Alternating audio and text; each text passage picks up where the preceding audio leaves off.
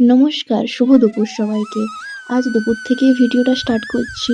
দুপুরবেলায় দেখি মেঘটা কালো হয়ে বৃষ্টি চলে এলো, তার মধ্যে ঝড়। ঝড়ে তো আমাদের সব আম পড়ে গেছে আম গাছ থেকে। সেটাই জানালা খুলে দেখছিলাম আর কটা আম আছে গাছে। গাছ তো পুরো ফাঁকা হয়ে যাচ্ছে যতই দিন যাচ্ছে।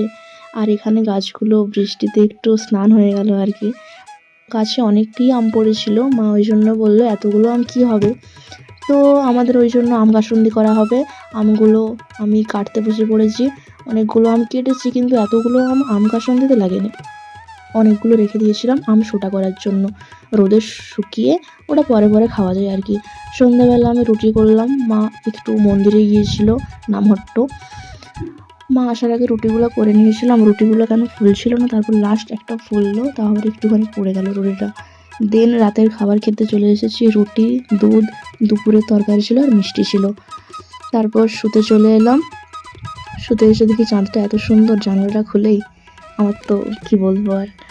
তো শুভরাত্রি, টাটা।